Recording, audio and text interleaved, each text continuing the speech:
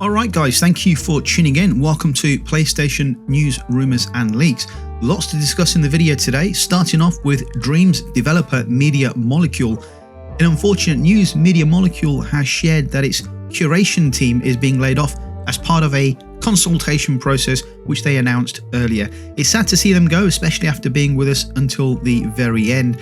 Back in September, Media Molecule announced its decision to shift focus onto a new project, leading to the reduction of live support for Dreams. As part of this, in April they'll be cutting the Dream Surfing playlist and Dream Shaping Creation workshop. However, they've assured fans that Dreams won't be going offline entirely, at least not for now. They also go on to say that while we can't predict what the future holds, it's essential to note that there are no plans at present to shut down Dreams completely. This means all those incredible creations by our talented community members will still be accessible. And just a reminder, Dreams was initially released back in February 2020 and it's been quite a journey since then. And I personally have seen some amazing things being created using Dreams. I just don't think it's been driven as much as it really could have been. I mean, Sony at its core is about creativity and innovation. I just think with access to over 100 million gamers, it could have done a lot more to put Dreams into the hands of more creative gamers and developers. Who knows, maybe they'll have plans to utilize it in other ways in the future, but for now, Dreams is still completely available to use. So if you've never used it, give it a try. You might find you have some creativity and new skills because of this platform. So moving on to some exciting updates about Marvel 1943 Rise of Hydra, a game that's been on my radar since 2021. So Marvel 1943 Rise of Hydra, developed by the legendary Amy Hennig and her team at Skydance New Media. This game is set to feature Black Panther and Captain America in a World War II setting. Recently, during Epic Games' State of Unreal presentation at GDC 2024, we finally got the official reveal. Not only did we get the title, but also a brand new cinematic trailer, which you can see playing in the background. We also got a release window set for 2025. Now, what do we actually know about this game?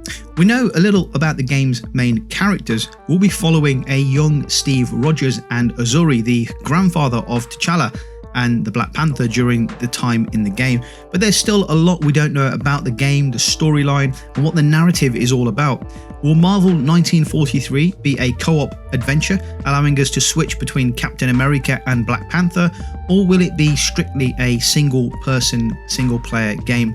The trailer hints at a mix of stealth and melee combat for Black Panther, while Captain America seems to excel in ranged attacks before getting up close and personal. The trailer introduced two new characters, Gabe and Julie, who seem to join the adventure alongside Captain America and Black Panther. And let's not forget about the mysterious Eye of Force, which seems to tie into a neo-Nazi group with a dark magic tie. So it does look quite intriguing and interesting to me. It appears that Black Panther and Captain America might not see eye to eye throughout the story, which just adds a little bit more suspense to the story and a bit more mystery and intrigue. We do need to see, though, a proper gameplay trailer. We need gameplay footage, as I think we've all been misled in the past by CGI and cinematics, especially in the superhero genre of games. So with a potential release date next year, it's also only a matter of time before we actually see raw gameplay footage during the course of 2024, hopefully during one of the summer gaming shows, or perhaps something later towards the end of this year. But an interesting area, this game. I'm keen to see more about it. So let's move on. Chrono Odyssey, the latest project from Chrono Studio, made quite an impact during Epic's State of Unreal presentation at GDC 2024. They dropped a brand new trailer, giving us a sneak peek into the fantastical world of Chrono Odyssey and its epic adventure. I've covered a couple of trailers of this game last year, and I have to say it looked absolutely amazing. During the presentation, Chrono Studio CEO, still tight-lipped and kept quite a lot of things under wrap, explained very little about the game and what players can expect when it hits the PS5, although it was revealed that players can anticipate engaging and thrilling combat, explore vast landscapes, and delve into the game's universe and wonderful settings. The gameplay, by the way, looks action-packed and really immersive. Chrono Odyssey has also found itself a publisher in Kakao Games.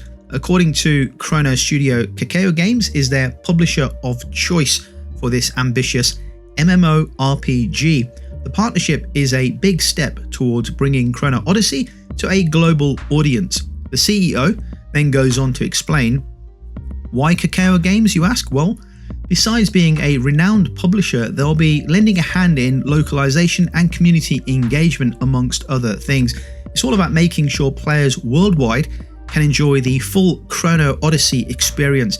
In a press release, Chrono Studio expressed their excitement about this collaboration, stating that it marks a significant milestone for both companies. And honestly, I cannot wait to see what they have in store for us. Chrono Odyssey is shaping up to be an absolutely amazing game, an immersive gaming experience. And with Kakao Games on board, the journey is about to get even more exciting, as this MMORPG appears to be a PlayStation exclusive. Yes, guys, let me know your thoughts down below in the comment section about Chrono Odyssey. Are you looking to pick this game up when it comes out? It looks pretty good from what I can see, and yeah, there's a vibe about it that I want to get into this world. I want to explore this kind of arena that the game takes place in. Anyway, let's move on. Konami hasn't yet announced a release date for Metal Gear Solid Delta Snake Eater, but they have given us a glimpse at the game's title screen to kind of tide us over. So it's not gameplay, but it does set the mood for the game, depicting a lush jungle setting, which of course Snake spends a lot of time crawling through while dispatching enemies. Previously, it was confirmed that David Hayter fronted Legacy video series will feature Metal Gear Solid Delta Snake Eater in future episodes. Metal Gear Solid Delta Snake Eater is a full remake of 2004's Metal Gear Solid 3 Snake Eater, which is a prequel that takes place in the 1960s and focuses on Naked Snake's infiltration of Soviet jungle compound to rescue scientist Nikolai Stepanovich Sokolov and face off against his former mentor. Sounds very exciting. I'm really looking forward to getting my hands on Metal Gear Solid. Can't wait to play this on the PS5 or even the PS5 Pro if I can get my hands on it this year, if it comes out this year. Moving on. A new report by IGN claims that Bungie is undergoing a leadership shakeup as it attempts to release Marathon, the revival of its 90s shooter series. Marathon will return as a multi-platform live service game as Bungie expands its portfolio beyond Destiny. According to IGN, Bungie has replaced its veteran designer Christopher Barrett as a Marathon game director with Joe Ziegler, who previously served in the same role on Riot's Valorant. Following the report, Ziegler confirmed on Twitter that he's been working on Marathon for the last 9 months. Sources have told IGN that Bungie is pouring resources into pushing Marathon out the door and is doing so alongside prioritizing Destiny 2's expansion, The Final Shape. Employees fear another round of layoffs, expressing concerns about Bungie's finances. The report also claims that Bungie's new IP, Matter, which was trademarked 5 years ago, has also been cancelled. Another project similar to Matter has also been shelved. Meanwhile, a MOBA-like game code named Gummy Bears is also currently on hold. There is internal speculation that Bungie's leadership will resign en masse around summer 2026, which is when they receive their final payouts from the Sony acquisition. They are allegedly rushing to get Marathon out the door before then, later handing over the reins to Sony or Bungie's next leadership. Many have pointed out that Bungie's issues seem to be its own management's team and structure. The studio previously bumped heads with both Microsoft and Activision, with Sony being the latest parent that it seems to be at odds with. It's crazy how all these issues are in place. You kind of understand why they are rushing to get these games out. Sony does have over $1 billion tied into staff payouts, with staff retention and loyalty over the course of 3 years from the time of its acquisition of the studio. So yeah, if those devs hang around until mid-2026, they all get a massive payout, and you can be rest assured that a lot of them will probably leave and go off to set their own new studio comprising of ex-Bungie devs, while Sony will be left with a new Bungie management team comprising of ex and current Sony devs, along with owning the Bungie IP. Certainly interesting times at Bungie over the next couple of years, but whatever happens, Sony and the Bungie devs need Marathon to be a success. Certainly from Sony's perspective and the future of Bungie as a leading live service studio, the game needs to be successful. And for the reputation of those devs looking to move on and set up their own studio, they need the game to be successful to ensure their reputation remains intact. Let's move on to our final piece. Sony and Team Ninja's Rise of the Ronin launches a PlayStation 5 exclusive this Friday, and I cannot wait to play this tomorrow. And for those of you that are interested, if all goes to plan, I will be streaming this live on the channel tomorrow evening. That's UK time, probably around 6 or 7 PM Friday evening.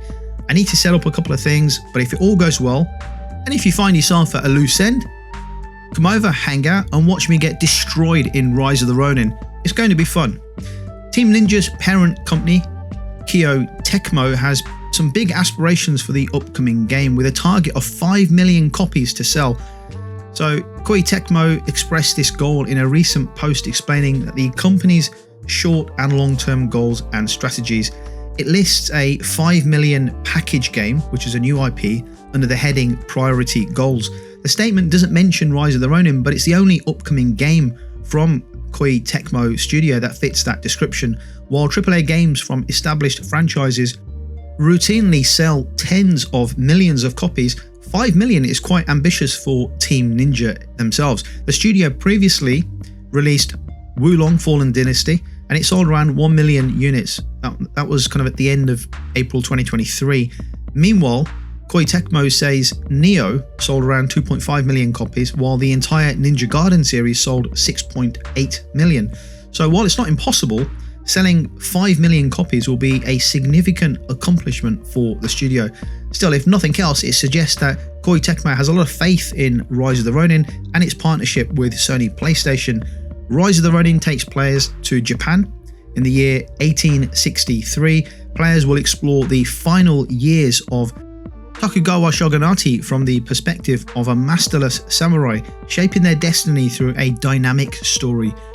They'll wield weapons ranging from katanas to revolvers and explore cities like Kyoto, Yokohama and Edo, which is the modern day Tokyo. Even talking about this game here on the videos got me excited to play this. I can't tell you how many times I've played Ghosts of Tsushima. I really need to get into another pre-1900s Japanese world, and I can't wait to get stuck into this tomorrow evening. Let me know your thoughts in the comments below on the topics discussed in the video today. Thank you for watching, and I'll catch you on the next video for PlayStation news, rumors and leaks.